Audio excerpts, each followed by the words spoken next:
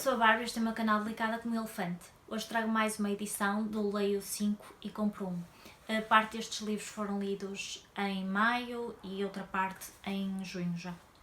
Então, eu comecei por ler O Demência, da Célia Correia Loureiro. Eu li esse livro da biblioteca, portanto não o tenho aqui. E vocês não me vão ouvir fazer uma sugestão de leitura, porque eu tenho uma opinião um bocadinho diferente das outras pessoas. Eu não gostei tanto do livro como a generalidade das pessoas. Eu só lhe dei 3 estrelas e meia, ainda assim foi uma leitura positiva, porque o livro está bem escrito, que ele tem muitos saltos temporais, vai andando em várias linhas de tempo de cada personagem e essa parte está muito bem feita porque não fica nada confuso. Agora, a parte da história em si, eu achei algumas coisas pouco credíveis, nomeadamente em relação à demência numa pessoa pouco letrada.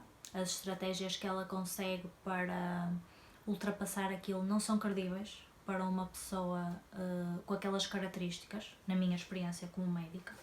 Outra coisa que eu não acho credível é o que se passa naquela aldeia, não as partes do preconceito e assim, essa acho, mas acho que outras coisas de pessoas que conseguem chegar muito longe na vida e assim, pelo menos não é a população que eu conheço das aldeias, das pessoas que eu trato cá no Alto Minho. Talvez as aldeias do centro sejam diferentes, mas aqui eu tenho a certeza que a maior parte das pessoas nem sequer sabe ler, quanto mais chegarem a professores universitários e a escritores que ganham prémios.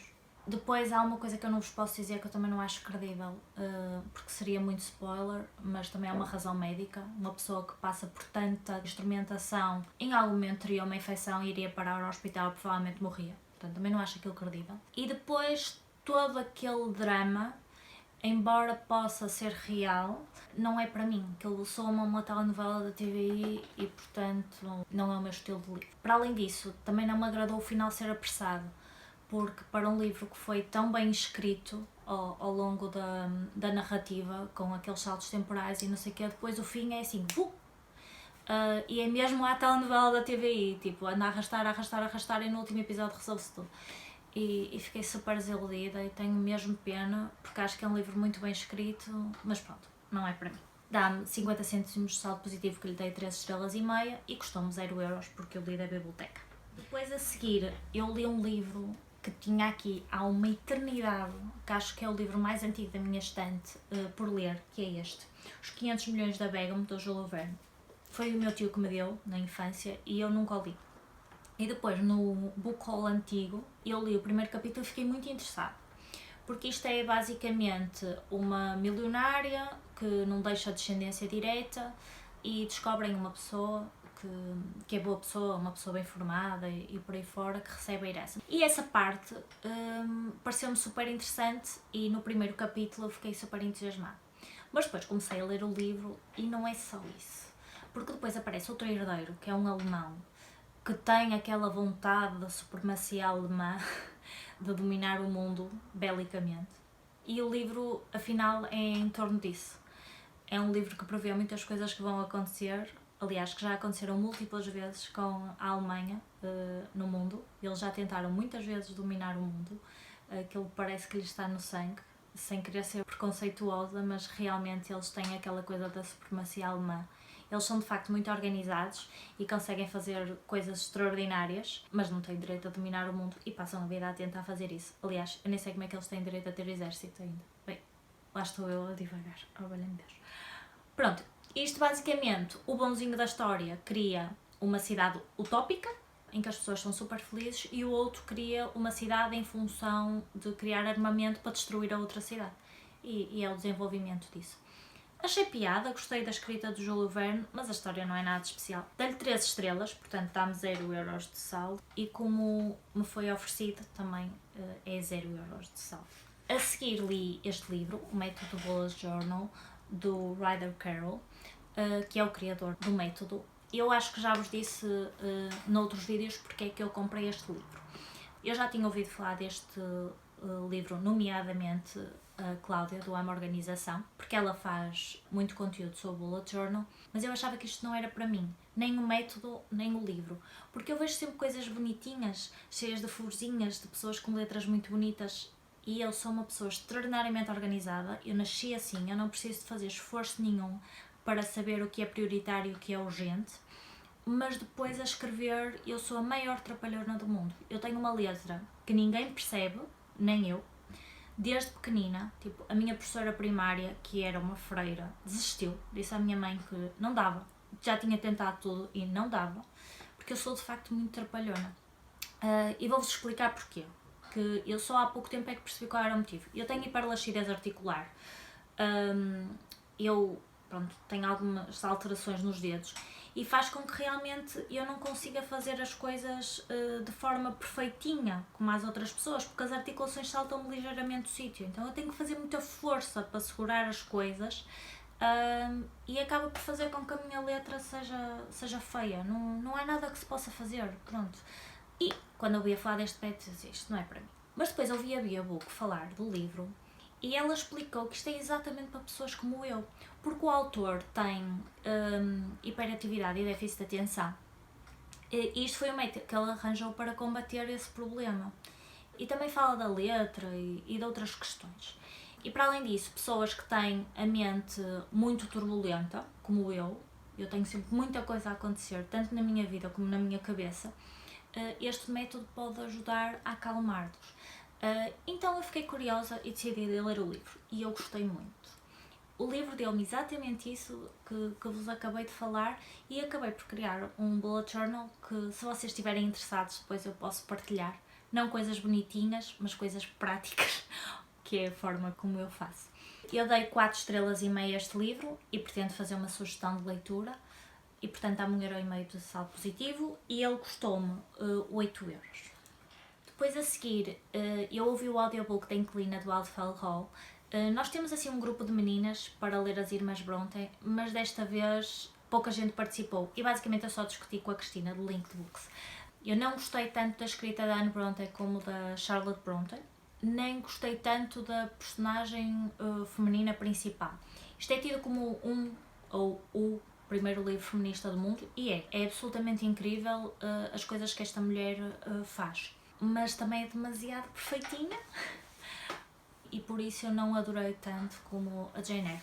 Ainda assim eu dei-lhe 3 estrelas e meio e acho que é um livro que deve ser lido por toda a gente. Como não vou fazer uma sugestão de leitura, quero-vos falar um bocadinho mais deste livro.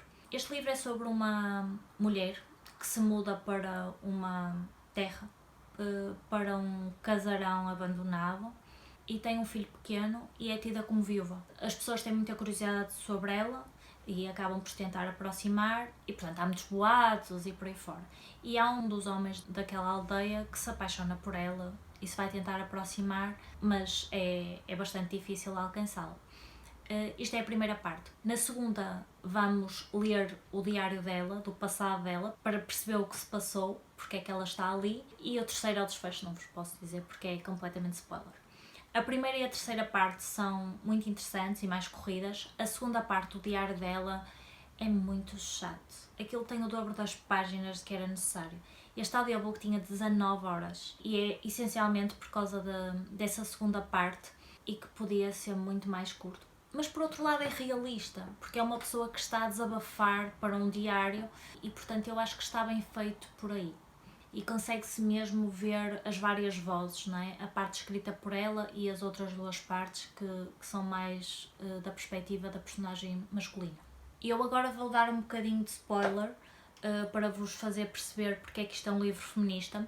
Se não quiserem ouvir porque estão interessados em ler o livro, quando desaparecer a imagem do livro no ecrã, voltem. Esta mulher é uma mulher abastada, com uma boa educação e que acaba por ter um casamento infeliz. E não por ela, mas para defender o filho, ela abandona esse casamento e larga tudo, perde tudo, que naquela época ainda seria mais difícil de fazer do que hoje em dia, porque ela tinha realmente muito a perder. E portanto esta mulher é muitíssimo mais extraordinária do que as mulheres da demência, da Célia Correia Loureiro, ou a mulher da grande solidão da Christine Hanna, que eu vos vou falar mais à frente. Por aí este livro vale muitíssimo mais a pena que os outros dois. O único problema é que ela é tão perfeitinha, tão religiosa, cumpre tantas regras, que depois quase que deixa escapar a felicidade. E depois no final acabam por acontecer uma data de coisas que vão permitir que ela possa ser feliz, que se não acontecessem ela ia abdicar, não é? Tipo, é um final demasiado perfeito. Foi por isso que eu acabei por lhe dar 3 estrelas e meia, por ser comprido e por o final ser muito perfeito. Portanto, este livro dá-me 50 cêntimos de saldo positivo pelas estrelas e meia, e como ouvi do Scribd, são 9€, porque não li mais nenhum audiobook durante esta mensalidade. Depois, então, como vos disse, eu li A Grande Solidão, da Christine Hanna. Este livro foi lido para o projeto Christine Hanna, da Maria João Covas e da Dora, e eu demorei 2 meses a ler este livro. Ele é grande, mas o problema não foi esse, foi eu misturar a Inquilina do Oddfellow Hall e a Demência, que trata tudo de relacionamentos abusivos, e 3 livros ao mesmo tempo, da mesma temática, acabou por ser um bocado pesado. Vocês estão cansados de ouvir falar deste livro, mas eu acho que a minha opinião pode ser um bocadinho interessante porque é diferente. Eu dei-lhe 3 estrelas e meia. Porquê? Porque eu adorei as descrições do Alasca, que acho que são muito bem feitas, como vocês já ouviram dizer, e gostei muito do final. O que é que eu não gostei? Isto é outra telenovela da TVI. Isto é desgraça atrás de desgraça atrás de desgraça, sem necessidade nenhuma. Ok, a vida no Alasca é difícil, mas o resto das coisas são tipo entre estupidez humana e sei lá mais o que, nem azar, não sei. É uma telenovela da TVI, eu não tenho paciência para estas coisas. A personagem principal, a miúda, a Lenny, é muito interessante, e as pessoas que eles conhecem no Alasca, eu gosto das personagens, mas a mãe dela, a Cora, é a maior anormal à face da Terra. Eu acho que toda a gente sabe que este livro tem violência doméstica. Ok, ela leva porrada do marido, coitada, mas ela, ao contrário da maioria das mulheres, tem um suporte familiar e de amigos que a podiam ter tirado daquela situação. E ela é só estúpida. E pior, não protege a filha daquela situação. E eu odeio pessoas assim, fracas. Portanto, eu odeio este livro também à custa disso, não é?